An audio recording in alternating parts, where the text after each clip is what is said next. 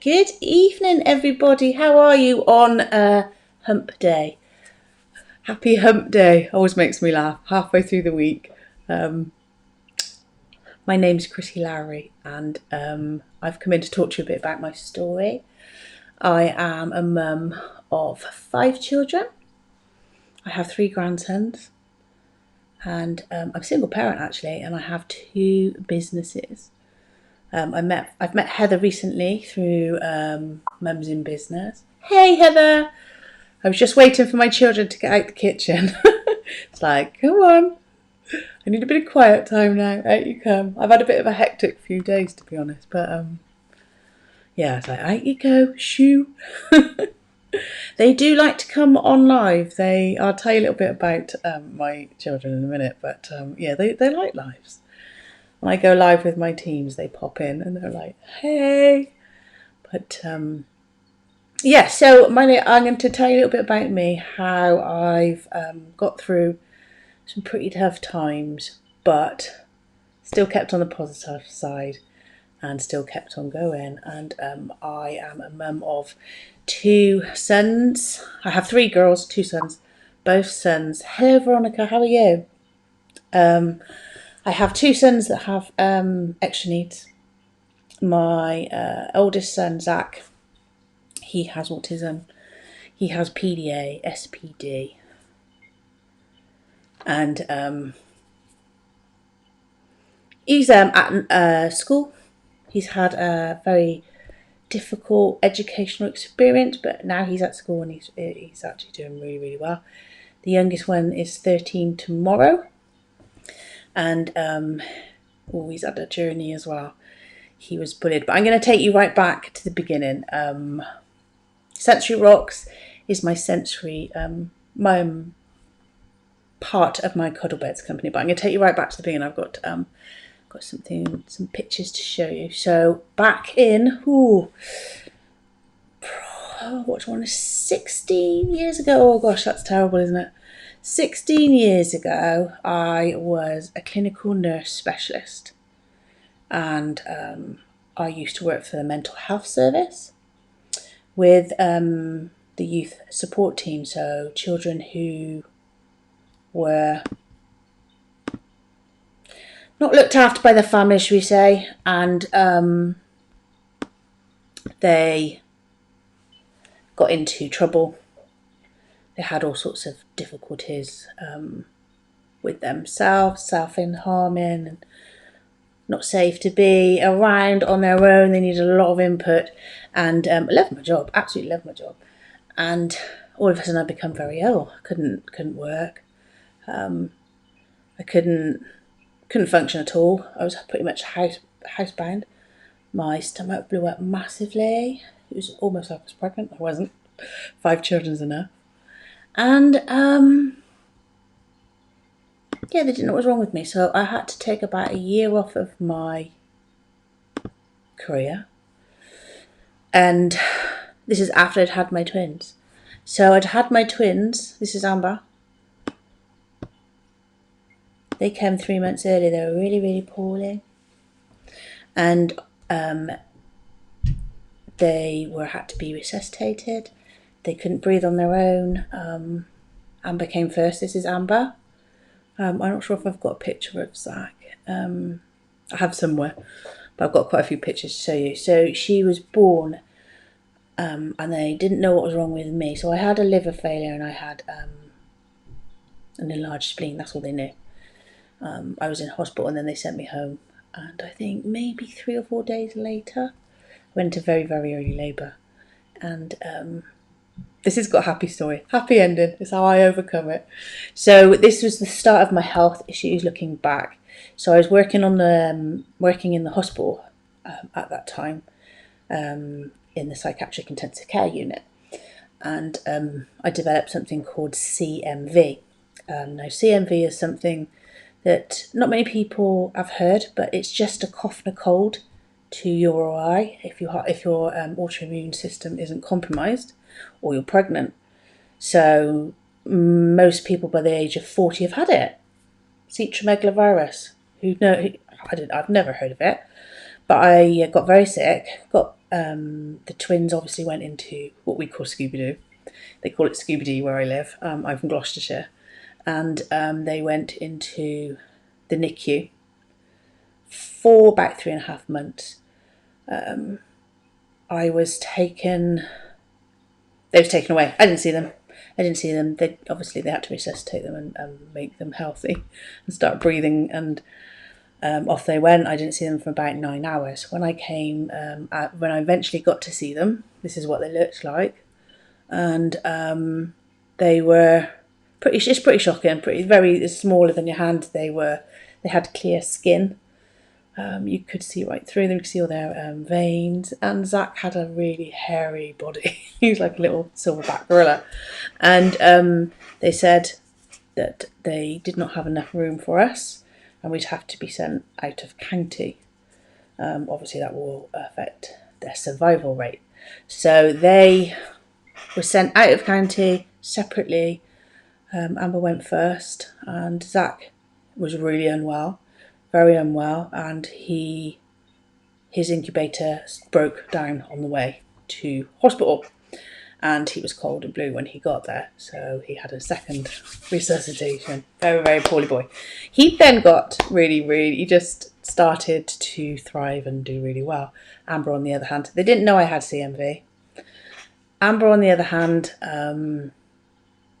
got very sick and had to go back into intensive care when she was about 6 weeks old. They thought she had meningitis, and they did all the tests for that, and she just stop breathing all the time. I'd have her on my lap.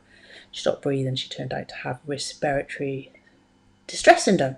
So that was a big story about that, and she ended up having chronic lung disease, and she obviously pulled through.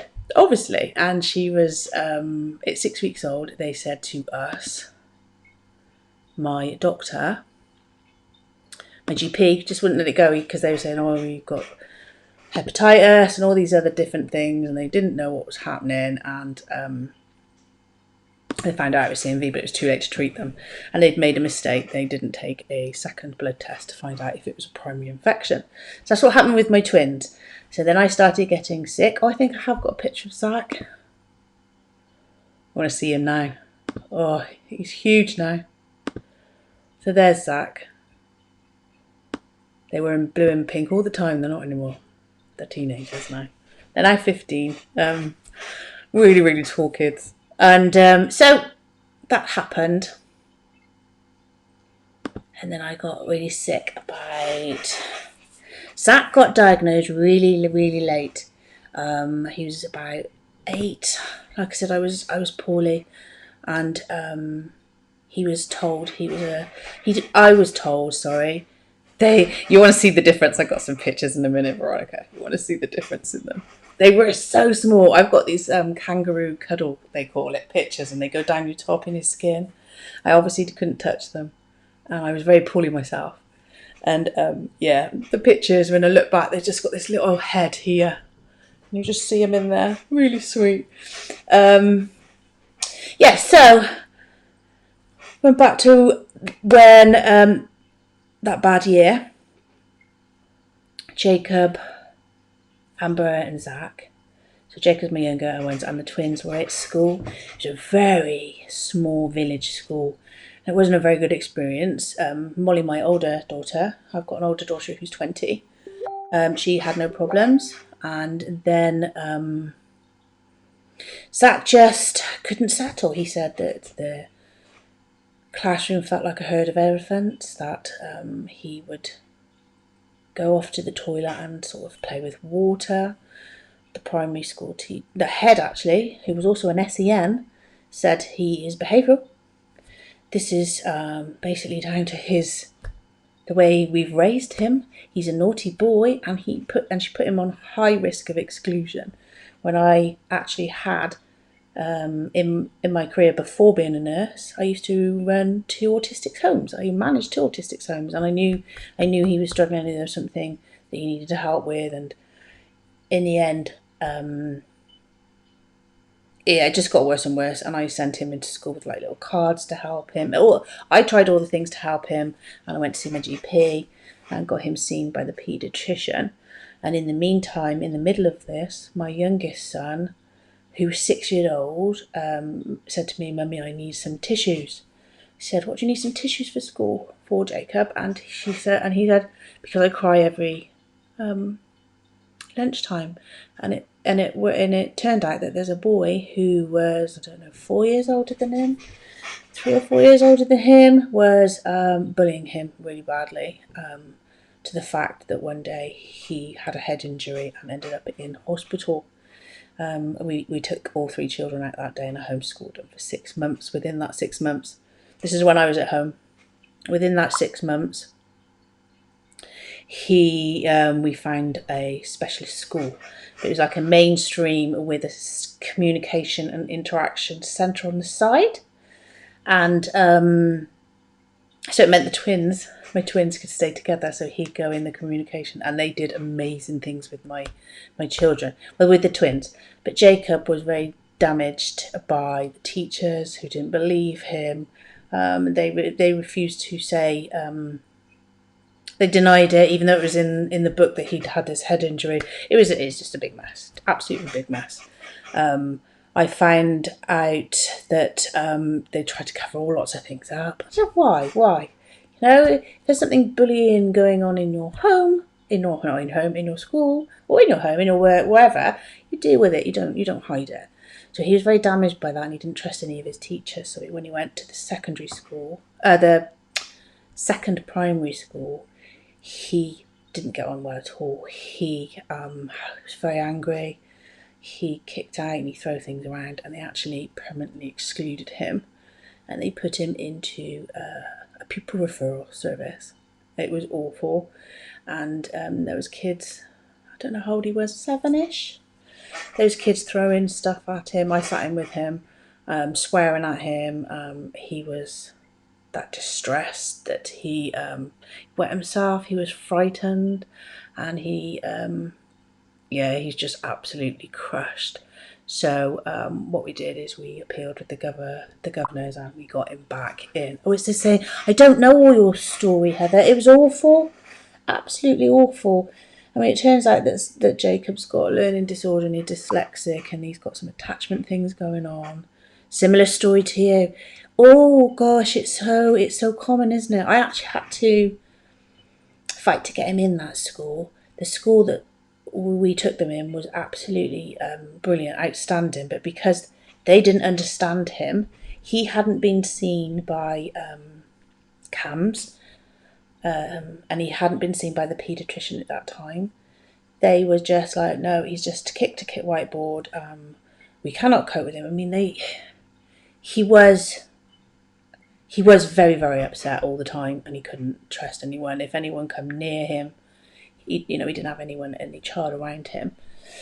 So we appealed to get him back in. He didn't want to be at home. He had a really lovely friend there.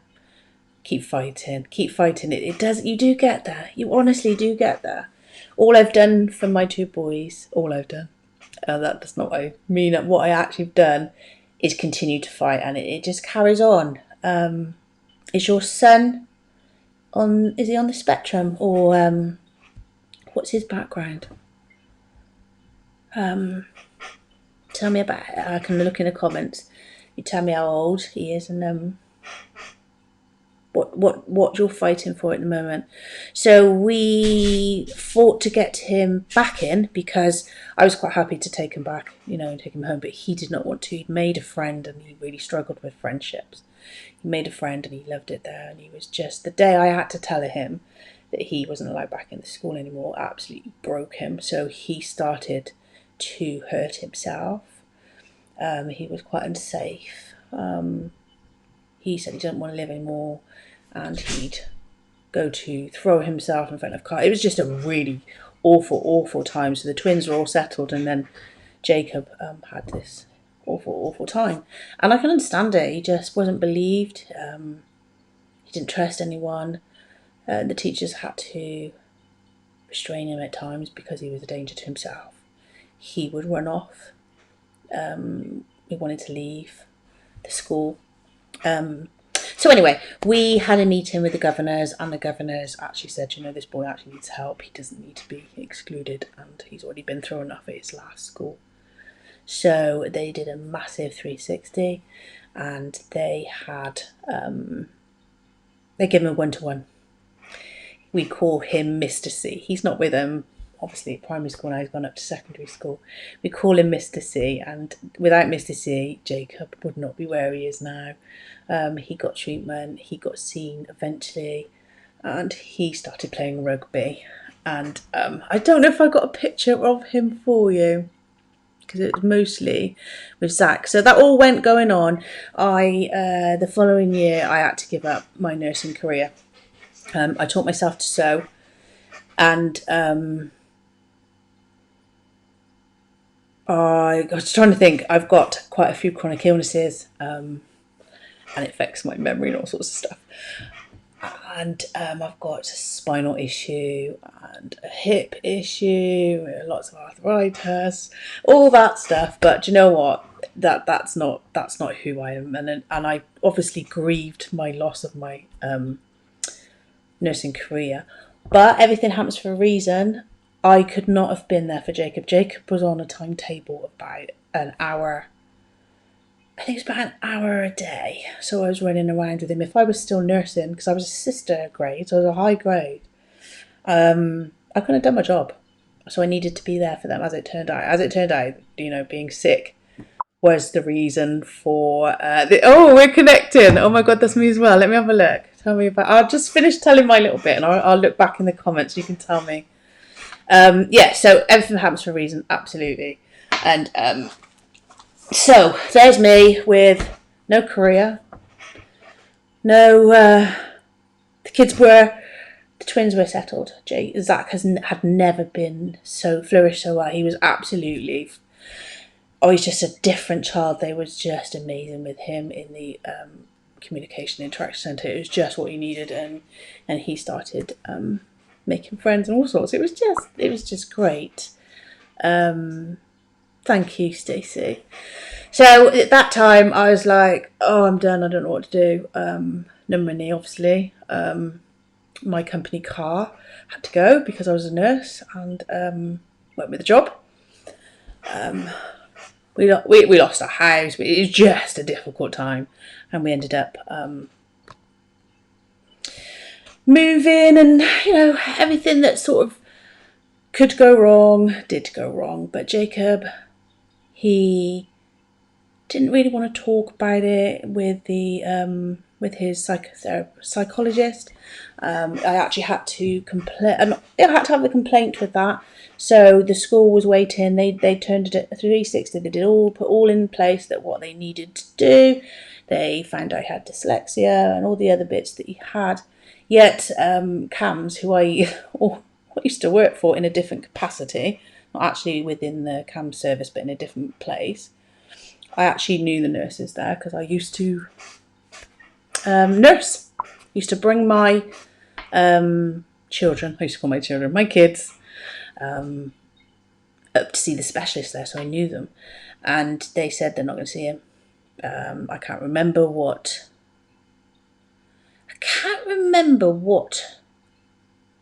they said was wrong with him, or what wasn't wrong with him. He was very asthmatic then. He also, at the age of 4 weeks, had sepsis, and he nearly died. And they put all of that to not parenting, but that I was oversensitive because he had this sepsis and he was really poorly, and it was all a parent thing. I think you get to say, well, you need parent classes. I don't know if anyone has had that before, and I'm like, I actually know my stuff, and this boy is not safe. He's not safe at all. So anyway, he got seen by someone who saw him for 3 sessions and then discharged him. I went back to my mentor when I was I specialised in domestic violence when I was working, and I also specialised in the kids that come out of school. They were mute or self-harming, or they were actually needed a lot of input. So I had a mentor for that, because some of it was really quite difficult. So I went to him and I said, you know, what do I do? And there's a lovely, lovely psychologist called Lindsay who I used to work with, and she assessed him, and she sorted everything out. And with the input from the school and with her, he went back up to full-time education. Made loads and loads of friends. You have never seen how many friends this kid has got now. He's a huge man-child now. He's really tall. He's going to be 13 tomorrow, and he's doing really well. He still struggles at school. And he's got help there, but yeah, he's doing really well. So that came to Zach leaving primary. So Zach left primary, and they said, oh yeah, let's send him down to the local school where I went to and where Molly went to, that had no really provision for SEN, and thousands and thousands of pupils there. He could not have coped. He could not have coped. Now the communication and interaction centre kids always went to this other school. So it's a small school with an amazing learning suite in it, and it was just really well. And they always went down there, and they refused them because they had too much intake, and they didn't look into who needed the support most. They did it on how far away you lived, and there was 4 or 5 of them in that interaction centre, and they were all told no, you've got to go to these other schools. They had EHCPs, and I know you have an area and a section in there to put down where you want your child to go, and they put in this school. I was like, no, that's not right. There was a lot of things that weren't right, so we had to go to see Sendias. He did a really big, we got lots of evidence together, and it was a big issue. And the Education Service pulled out 5 days before it went to court, and I think that's the last they can leave it. If you go past those days, then they have to go. So on that day, they was like, yeah, they've got a place. So they went, and they're all up there now, and it's all really cool. But the other bit to my story I haven't told you is that during this time, I taught myself to sew, which I think I said, and I made Zach a cuddle bed. So I own 2 businesses called the Cuddle Bed Company and Heartisan. Heartisan is a online shop, like a bit like Etsy. It's got handmade and stuff. So I completely dropped out of society with all this stuff going on. I had another couple of diagnoses. I kept getting diagnoses. My mobility was really bad. I got stuffed full with a load of medication, gained weight, no self-esteem, didn't see anyone, fibromyalgia as well, which made me having to stay in bed. Didn't see my friends anymore. And basically, that was it. It was just nothing apart from fighting for my children. So I made him this cuddle bed. It worked. He slept. He didn't sleep at all. Very sensory boy. He used to put everything, nest into his bed. Everything had to go into his bed. We was all sleep deprived. We were all stressed. We didn't know what we were doing. And I made him this bed, which I've got a picture of somewhere for you. It's not the actual one, but I can't see what these pictures are because they're so small, so I'm going to just get a few up. No, that's not it. Did that come up? I don't know if that's come up. No, that's Theo. I'm going to tell you about Theo in a minute. It's a bit of a long story. Bear with me. We will get to the end and it all works out.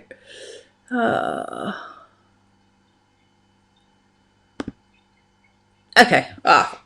That's honey. I don't know what that is. Okay. I'll see if I can find it while I'm talking to you. I can take these ones off now. I don't know why I've got honey on there. I support other businesses, so that's probably another crafting business. Yeah, so let's go back to what I was doing. So I didn't know what to do with my career and what was going to happen to me. So I went on the sick, and I was given some. I think I was given some kind of sick benefit. And I met this, they sent me to the job centre, and I met this amazing, incredible lady. And she was called Sarah. I'll never forget her. She was just awesome. And she said, right, what are we gonna do? I'm here to try and help you. And I said, well, I do this sewing on the side. I make these cuddle beds, and they roll up and they go into a bag, and kids use them, and not just for sensory and sleep. People using them for sleepovers, and people started wanting to buy them. So my local town, everyone wanted them, and they were just selling everywhere. It wasn't actually a business then, it was just a hobby to get me through, because I had a high pain something, I don't know, I can't get the words come out, widespread pain, and they didn't know what was wrong with me then. There's quite a few bits and bobs, but I won't go into that, because that's not what it's all about. It's all about how I got over it, really. So I made this cuddle bed. It's not the actual one that Zach had. Zach was heroes. He had superheroes all over it, and he had a name on it. Personalised it to him. He was probably about 9, 8, 9, around 8, 9 at that time. And he's still got that bed. He won't give up to it. Zach is very, he's got to wear his, can't give up his coat, can't give up his shoes, has issues with labels and all that sort of stuff, So he doesn't want to go it. So he wants another one this Christmas, because I make him all different sizes. And so that's what we did. And I took it to her, and she said, oh, well, would you like help with it? So I went on a government enterprise scheme, and they helped me set up a business. And I was a nurse. I didn't know nothing about business, so I went online. I didn't see anyone now. I was very lonely. Found other people like me. Got into crafting, networking, meeting these lovely crafters that all had all the answers that I did, and understood that making something was actually helping me cope and get through. So I went on to win awards. I've been in Forbes and newspapers, and on the TV with Chanda, and the last second or third award I won was with Theo Paphitis. My children have met him. They've got lovely photos with him, and it was just incredible. It was, all of a sudden, the National Statistics Society featured me in their magazine, and I had something to live for again. Not being dramatic, but it gave me purpose. It gave me absolute purpose and the strength to actually carry on, not give up, because it obviously at that sort of stage you think, absolutely, what is going on? I actually started building this business then. I thought, actually, this is something I can do. I can be a role model to my children. Everyone was at school. Like I said, Jacob still has his days, but we have much better good days now. And Theo gave me a stand at the autumn fair, so I started wholesaling with people over in Ireland. Just got I get messages saying, "Oh, there's your sales coming in." I sell in his shop. I pitch to his buyers at this event where you get your award from him. This is the second one I won. This is the second one I won for Artisan. But the first one I won, I took a selfie with him, and that went viral, went everywhere.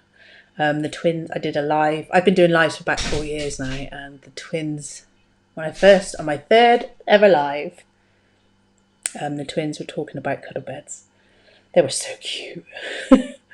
And they were sat on a fence, and they was talking about a competition we'd done that ended up in Forbes. So we started getting the awards, started selling with Theo, and I outgrew my home. I started my range with bean bags, cushions. Zach is an active member of my business. He is the face of my business. We, let me see if I can find a picture for you. We then started liaising with football clubs. We wanted to be an advocate. We wanted to do Century items, more proper. There's that honey again. Yeah, and again. Apologies. They're tiny little thumbnails, and yeah, I will get there. I will find them. We made a bean bag. Now the cuddle beds. Let's get rid of the cuddle beds and this beanbag that sinks in, gives you a hug. We now do weighted blankets. We've designed some fiddle toys. We do glow in the dark, all that sort of stuff. Zach's favourite is the mermaid. You know, like the mermaid sequin, flip sequin. We made some. I haven't got them on me. They're all down my unit. So now I own my own unit that's full of soft things. Zach loves it down there. When we go and put beans in a beanbag, he's like, yay! He loves it. I've got a great video which I wanted to show you, but I don't know if I've got it. So we made all these things, and then we set up. Oh, there he is on the. Oh, we set up a. No, I can't show you the video. Bit of a shame. That's okay. But we set up a complete. Oh, help with the sensory things. That's what I was telling you. I can't do two things at once anymore. Have you ever got like that? There he is. So we have our stuff in Spurs. We have our stuff in Notts County. Just as COVID hit, we had Arsenal. And there's Forest Green Rovers where we live, so we've got all those stuff ready to go. We come up with my son and I come up with a multi-sensory bed that would really help in sensory rooms, and this is my passion. When I was working in the autism homes in my 20s, I used to work in there, and then I went to New Zealand to specialise in their special education service. So I was bringing out. Working towards bringing out these products. So, and like I said, Zach really helped. So I then decided that I wanted to help others, crafters like me, get seen. And I have like a program and how to help people get to where I've got. Oh, you love this. Thank you. I will look at the comments in a second. It's just if I stop talking half way through, I'll forget what I'm saying. So, where do we get to? Artisan. So, about 18 months ago, or 2 years ago, I think maybe, I decided to have a marketplace to help people sell. So, because I was networking around these ladies, and mostly they were ladies. They either had children at home, or they were chronically ill like myself. So, I built Artisan. And they can sell with us. We teach them. We show them how to get awards, and it's just an amazing community. And this is what I'm growing at the moment. We was just doing really, really well when COVID hit. And during that time, we revamped our website, and we're giving them different features and use of video and share your story, all that lovely stuff. And it's about to launch. Well, we've got the actual new website, it just needs a few little tweaks. And I wrote a book. So, everything's going really, really well. I'm managing my illnesses. Last year, I get the spinal disorder. I can't even remember what they're all called, and I don't care. Do you know what I mean? There's a name for them in my neck and in the lower spine. Gained even more weight, couldn't get out. I had about 3 months in bed. I was like, oh, here we go again. I had an amazing team. I still do have an amazing team helping with Artisan. So what I did, I wrote a book. So I wrote a book, and in this book is my story right from the beginning. There's a lot to my story. I haven't gone into it. I'd be here all day. That started in my childhood. So my story's in it. Then there's a lot of inspirational stories in there. And there's the little bits at the end to help businesses grow. Now this is where it gets great. We went to Kirsty Alsop's Handmade Festival and she launched that book for me. Theo signed it, she signed it. It was all just flying. And then we had this huge table. So a big crafting table. Everyone had all these posh tables. I made the tablecloths that goes over it. I made everything. It all went in. I made us little pinny things. So we looked like a proper crafting table. Like, so we saw really posh next to us. Everybody came to us.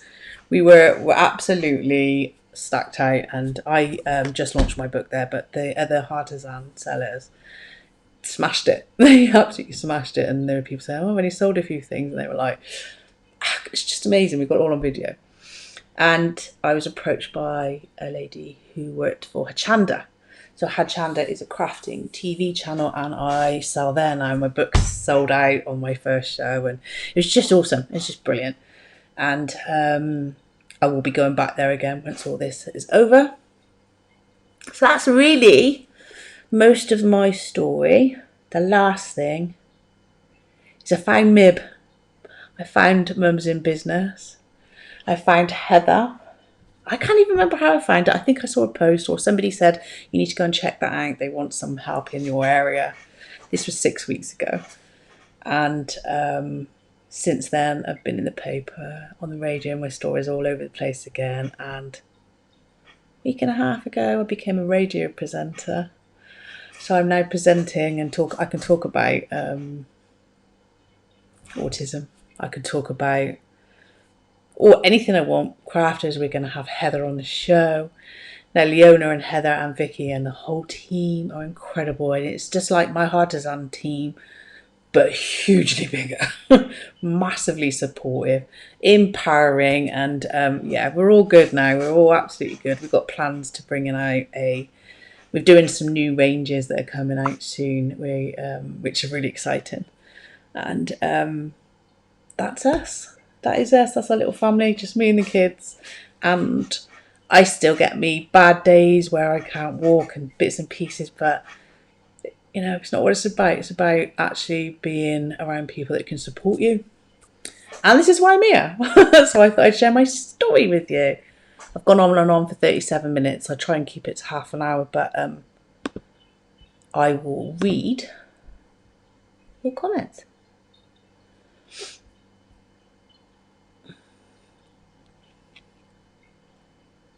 Fight for my son now. Yeah, I was supposed to watch this. This means I hear you. So you're all ladies with fighting the education system. Is that what I'm reading? I think that's what I'm reading, that you've all been through this. Do you know what? I think most children with SEN kids, most parents have to fight and continue to fight. I don't know what happened to Zach when he wants to go to college, but what happened after that, I don't know. Kind of hoping my business will have grown a lot more, and he's brilliant on computers and maths. He can help me, continue to help me in my business. Art therapy right there. You love it. I'm a crafter. Oh, Veronica, you're a crafter too. Would love to know more. I don't know if this is allowed, Heather. Am I allowed to put my links in the comments when I leave? Am I allowed to do that? I'll check with Heather, and we're doing a launch party next week. This website has become a long time coming. It is beautiful. The other one was green. It's now it's very similar colours to Mib. I did choose them before I met Mib, but it's like a blue and a salmon, navy, and it's beautiful, and it's going to be lovely. So we're having a launch party on Monday. So I'll check with Heather and see if I'm allowed to put my links in the comments. You can come over and see me. Check me out on Cuddlebed Company. See what Zach's getting up to. What new products he's bringing out. I can't wait to bring out the new ones. And Heather, I want to talk to you about them as well. But that's me. Thank you very much for having me. I will check that I can put my links in there. Crafting and making. Honestly, it keeps you going. Oh my God. Do you know what? I've always been a bit crafty. Back when I was younger, I used to draw a lot. I sold cards in my local shop when I was a kid. Loved art. And then I always wanted to be a nurse, so then I went and studied more and had my career. But now it's come back, I feel like I've got me again. It's just great. So thanks for having me. I will just check that I'm allowed to do that, and pop over and see me on my page, see our travels. Oh, I forgot. No, the last picture. I forgot. You want to see what they look like now, don't you? Of course you do.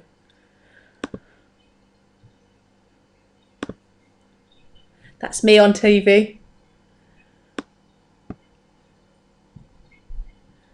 Oh, I haven't. That's some of my sensory range. So I do bubble fleece. I do things that smell, things that, all sorts of things. That one glows in the dark. I do a zacky sack. Do you have a hacky sack when you were kids? So he chose all these. We have a flapper that he spins round.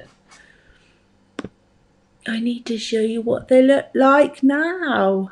I'm going to go into the files because I can see it better. Here we go.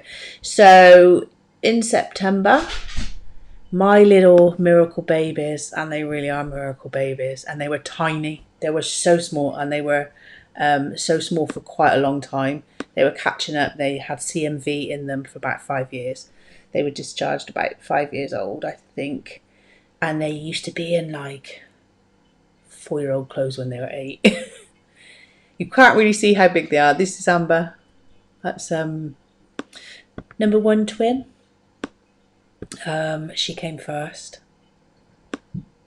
They said to me, "It's fine, just leaking a little bit. It's fine, she's 6 months pregnant. It's fine." And checked me out, and they're like, "Oh yeah, she's coming now." So she came out first. I whisked away, and then Zach. Tiny little babies. Look, he is so tall, absolutely so tall. And these bears they've got in their hands, Jacob's got one too. When they were in the incubators, for a long time, they had the teeniest, tiniest clothes. In fact, the teeniest, tiniest clothes you couldn't buy. You had to have them special. And these are some of their clothes there. And a crafter I know in Hartazan makes these. So Jacob's got one too. I'd love to make one. My eldest daughter is 33 this year.